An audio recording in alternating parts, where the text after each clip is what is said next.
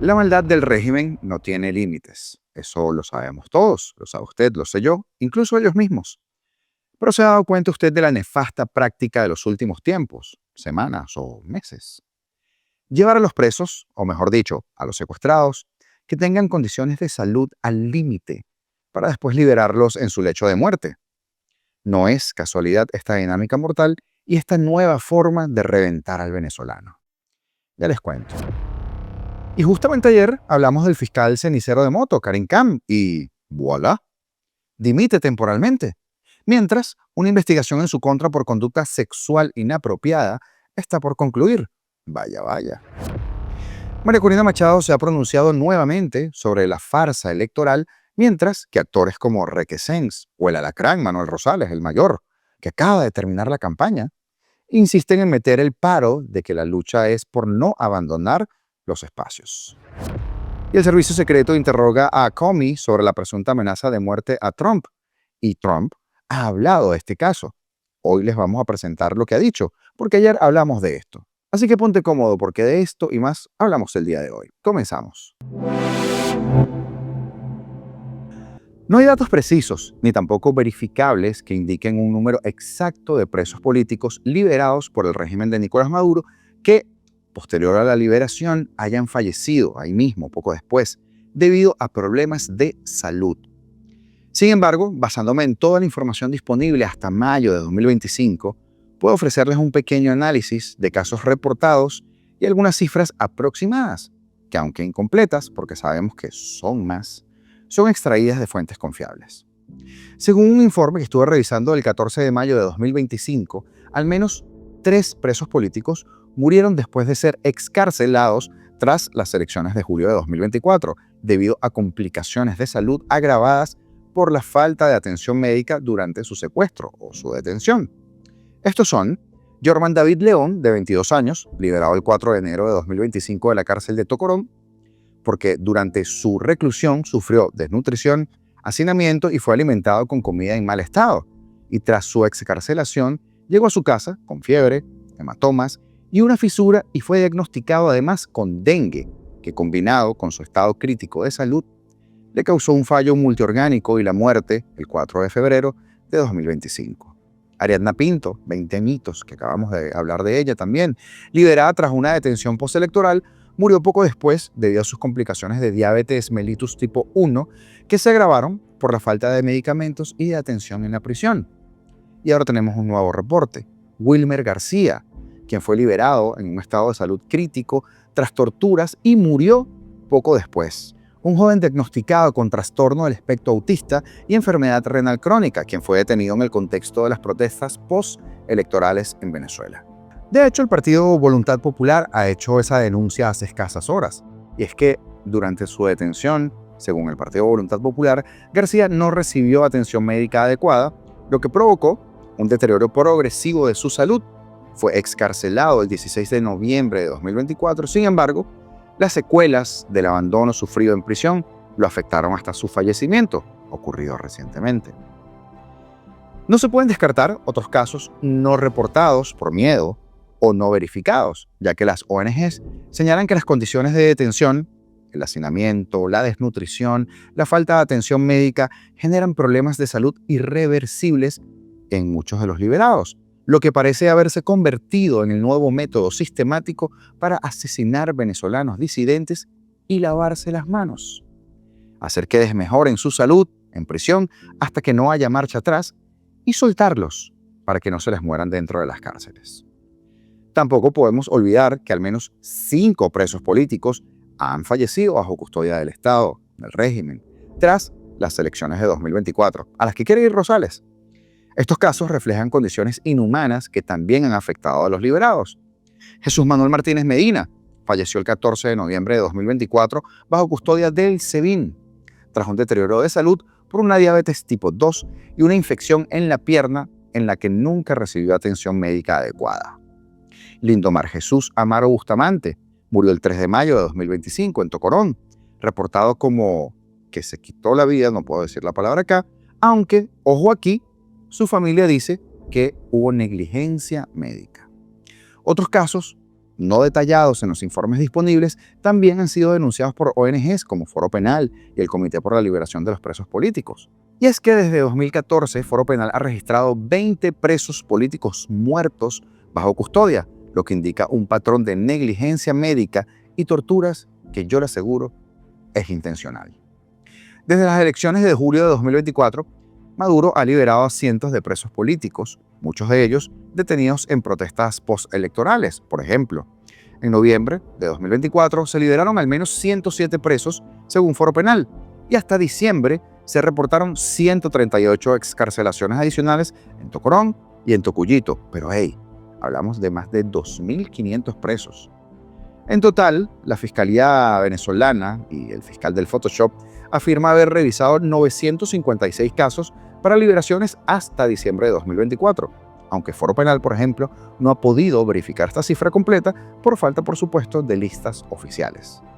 Estas liberaciones suelen estar condicionadas, obviamente, a presentaciones periódicas, prohibición de hablar con los medios y otras tantas cosas, y según ONGs, se utilizan como maniobra propagandística para reducir la presión internacional, especialmente tras casos de muertes en custodia como el de Jesús Manuel Martínez Medina.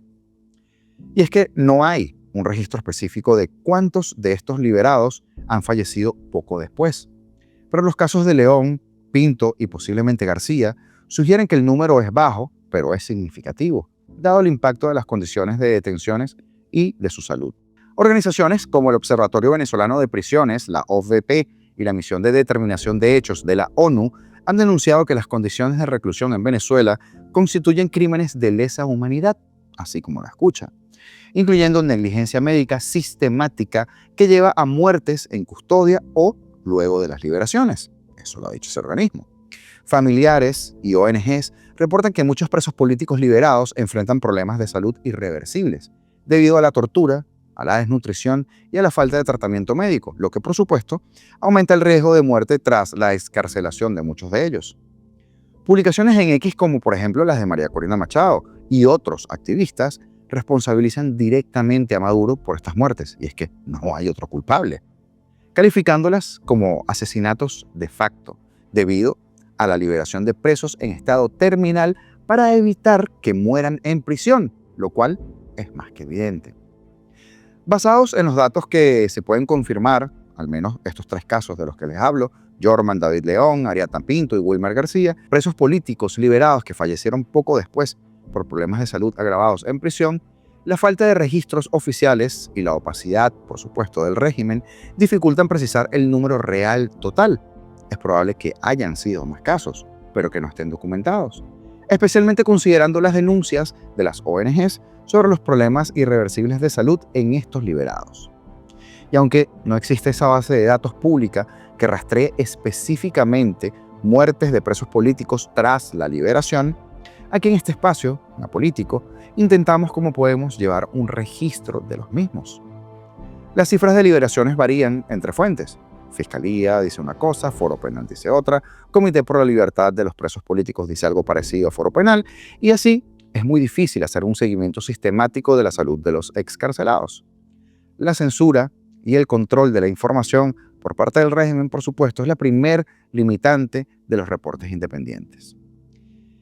Y aunque no se puede proporcionar un número exacto de presos políticos liberados por Maduro, que murieron poco después por problemas de salud, es una práctica que si usted tira un poco de memoria, se dará cuenta que están aplicando en este momento, una práctica que está en curso. Rocío San Miguel es otro caso de cómo dilatan una intervención quirúrgica una y otra vez. Pero es que tampoco podemos olvidarnos del recién rescatado Omar González, a quien no le permitían el ingreso de las medicinas a la Embajada de Argentina en Caracas hasta que unos diplomáticos pudieron llevarle una caja, creo, si mal no recuerdo, de lo que necesitaba para tratar su condición de salud. Se me vino también de inmediato esto a la mente cuando recordaba ese caso, esto del narcoministro de la tortura Diosdado Cabello. Y bueno, hermano, Lasayo le dijo a Magali que para volver a recuperar la confianza, Magali, debía hacer lo posible para que un tal Omar González, quien también está enconchado en la Embajada de Argentina en Caracas, se muera por causas naturales, para montar un falso positivo y echarle la culpa al gobierno de que esta muerte se debe a que no le permitieron el acceso a las medicinas a este señor en la embajada. Curioso ahora que uno repasa estos videos y coloca en contexto esta información, las cosas de que uno se da cuenta, ¿verdad? El modus operandi del régimen que se dice. Seguiremos metiendo la lupa. Hablemos ahora del fiscal cenicero de moto de la Corte Penal Internacional, Karim Khan. Ha dimitido temporalmente, mientras una investigación de las Naciones Unidas sobre presuntas conductas sexuales inapropiadas por parte de él ya está próxima a concluir, informó su propia oficina. De esta investigación, por cierto, habíamos hecho un informe en este canal, pero hoy refrescaremos algo de esta información con la noticia de hoy. Este movimiento es sin precedentes y no hay un procedimiento claro para cómo reemplazar a Karim Khan. La situación genera mayor incertidumbre para la CPI, que ya por sí enfrenta una crisis existencial debido a estas sanciones de Estados Unidos por sus órdenes de arresto contra funcionarios israelíes. La oficina de Khan indicó que el fiscal tomó la licencia hasta que concluya la investigación de la Oficina de Servicios de la Supervisión Interna de la ONU. Khan, por su lado, ha negado las acusaciones de conducta inapropiada que fueron reportadas al órgano rector de la Corte en octubre del año pasado. En una carta enviada a su personal y vista por el medio Reuters o por la agencia de noticias Reuters, Khan dijo que había estado revisando constantemente su posición. A la luz de los crecientes reportes en los medios, he tomado la decisión meditada de tomar una licencia, afirmó Khan. Mi decisión está impulsada por un compromiso profundo e inquebrantable con la credibilidad de nuestra oficina y de la Corte, y para salvaguardar la integridad del proceso y la equidad para todos los involucrados, añadió. Karim Khan había ignorado previamente los llamados de ONGs y del personal de la CPI para que renunciara mientras la investigación estaba en curso. Él dijo que no tenía nada que temer. Y ahora varias de esas ONGs, el viernes, elogiaron su decisión de apartarse temporalmente como una señal de que nadie está por encima de la ley. Apartarse ayuda a proteger la credibilidad de la Corte y la confianza de las víctimas, el personal y el público. Para la presunta víctima y los denunciantes, este también es un motivo de reconocimiento y dignidad, dijo Danja Chaikel de la FIDH, una organización de derechos humanos. Otros han señalado que suspender a Khan no descarrilaría las investigaciones de la CPI, ya que la oficina del fiscal no depende de una sola persona, lo cual es absolutamente cierto a nivel de procedimientos, pero quizá no de resultados. De hecho, remover a un individuo cuyo presunto comportamiento pudo haber alimentado una cultura laboral tóxica podría favorecer la capacidad de la oficina para llevar a cabo su mandato con profesionalismo y confianza pública, dijo Alice Williamien de Iniciativas de Mujeres por la Justicia de Géneros a la agencia Reuters. La CPI tiene investigaciones de alto perfil sobre crímenes de guerra en curso relacionadas con el conflicto entre Israel y Hamas y la guerra de Rusia en Ucrania. A solicitud de Karim Khan, la CPI emitió órdenes de arresto contra el presidente Vladimir Putin o el tirano Vladimir Putin por sospechas de deportación de niños desde Ucrania y contra el primer ministro de Israel, como usted recordará, Benjamin Netanyahu, por presuntos crímenes de guerra en Gaza. Ninguno de los dos países es miembro de la Corte y ambos niegan las acusaciones y rechazan la jurisdicción de la CPI. La investigación de la CPI sobre la conducta de Israel llevó a la administración del presidente Donald Trump a imponer sanciones a Khan, lo que, según el presidente de la CPI, ha puesto en riesgo a la propia Corte y, según Trump, ellos han politizado la justicia. Fuentes que hablaron bajo condición de anonimato para discutir un asunto delicado dijeron a Reuters que Khan había hablado con los investigadores de la ONU la semana pasada en lo que se creía era la entrevista final de una investigación externa de varios meses que comenzó en diciembre. No estaba claro cuándo concluiría esa investigación. Los dos fiscales adjuntos de la CPI asumirán sus funciones mientras tanto, informó su oficina. Los abogados de Khan no respondieron de inmediato a una solicitud escrita de comentarios y seguramente nunca respondan. Pero así están las cosas en la Corte Penal Internacional. Y María Corina Machado promete centros de votación vacíos y una gran derrota del régimen en las elecciones legislativas y regionales de mayo que llama a boicotear, 10 meses después, del robo de las presidenciales por parte de Nicolás Maduro. Machado avisora desobediencia frente a una enorme farsa que el régimen quiere montar para enterrar su derrota del 28 de julio de 2024, fecha de las presidenciales. Y lo que vamos a lograr es ratificar esa derrota con la ausencia total, con el repudio total dejando todos los centros vacíos, declaró Machado en una entrevista este jueves con la agencia AFP. El 25 de mayo será una gran derrota para el régimen porque se encontrará absolutamente solo, aseguró María Corina durante una entrevista por Zoom. Y es que solo 4 mermados tienen la desfachatez de presentarse a semejante farsa con el argumento de papel cebolla de no ceder espacios, como si los espacios estuvieran ocupados por ellos, o como si estuvieran chance de gobernar sin la anuencia del dictador. Uno de ellos es Requesén, y no me voy a ensañar con él, se los prometo, pero escuche una de sus últimas declaraciones. ¿Qué va a hacer la gente del municipio de Baruta cuando el 26 nos convoquen elecciones de alcaldes y lancen a Winston Vallenilla y el candidato a alcalde de Baruta? ¿No van a votar? ¿Qué va a hacer la gente de Chacao? ¿Va a dejar que se pierda la alcaldía de Chacao? Vamos a dejarle el área metropolitana, por ejemplo, a los alcaldes rojos. Bueno, porque nosotros no votamos hasta que... ¿no? Mira, garantías no hay, hermano. Pero es que en este país no hay garantía de nada. De nada. Exacto, Juan. No hay garantías de nada. Si ponen a Winston Vallenilla, gana Winston Vallenilla, si es lo que ellos quieren. Pero si quieren que gane, no sé, Lina Ron, dicen que el espíritu se le metió a la señora Yoleida, y bueno, ya que la señora Yoleida tiene el espíritu de Lina Ron, la proclaman victoriosa, alcalde o gobernador y diputada al mismo tiempo, como quieren hacer ahora. Lo cierto del caso es que esto es lo que ha dicho María Corina al respecto. La asignación es una gran farsa y lo que busca obviamente es enterrar el 28 y pretender lavarse la cara. Y por lo tanto, al no ser una elección, tampoco es un tema de abstención, es un tema de desobediencia, de rebelarse, de decir no me la calo, no soy parte de esa farsa y esa maniobra que lo que busca es beneficiar al rey. Todo lo que nosotros tenemos que hacer, todo, siempre lo debemos pasar por un filtro. Eso ayuda a que Maduro salga más rápido o eso posterga su salida, porque de que va a salir, no hay nadie lo duda, pero necesitamos que sea lo antes posible para parar esta tragedia.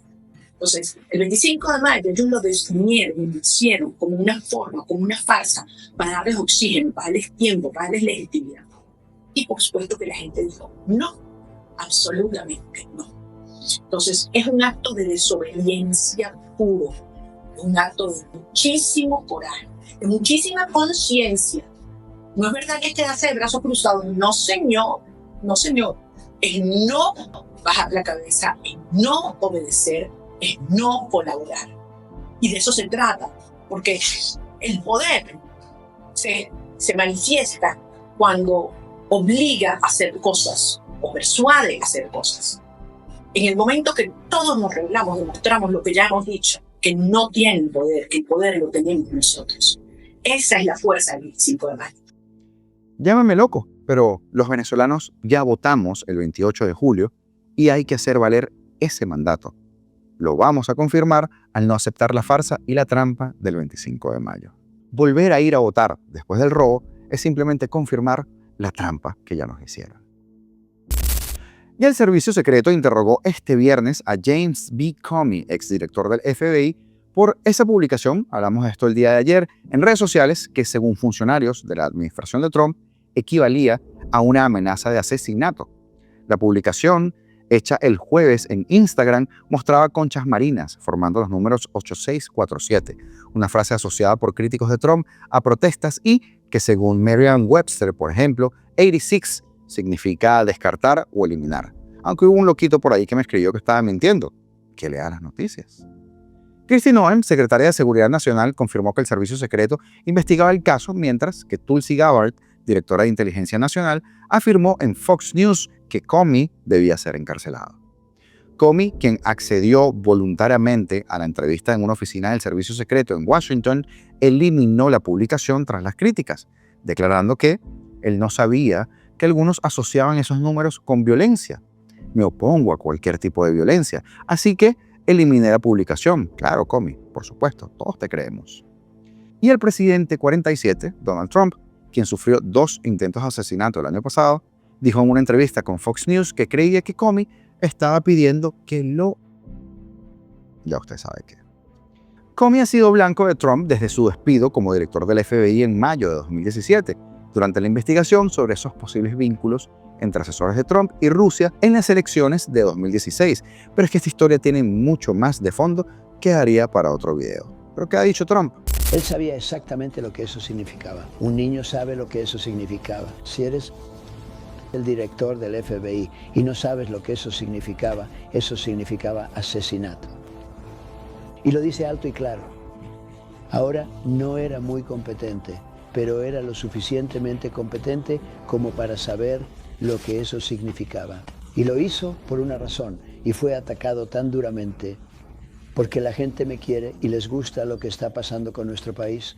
Nuestro país ha vuelto a ser respetado y todo eso. Y él está pidiendo el asesinato del presidente. ¿Qué te gustaría que sucediera? No quiero tomar una posición al respecto porque eso dependerá de Pam y de toda la gente maravillosa. Pero diré esto, creo que es algo terrible. Y cuando le sumas su historial a eso, si él tuviera una historia limpia, no lo tiene. Es un policía corrupto. Podría entender si hubiera indulgencia. Pero voy a dejar que ellos tomen esa decisión. Menudo detalle el de Comey, ¿no? Metido en un paquetico bien grande. Suscribirte, comentar y darle like a nuestros videos y compartirlos es gratis. Y es una excelente manera de ayudarnos si es que así lo deseas. Así que atrévete. Los botones están aquí abajo.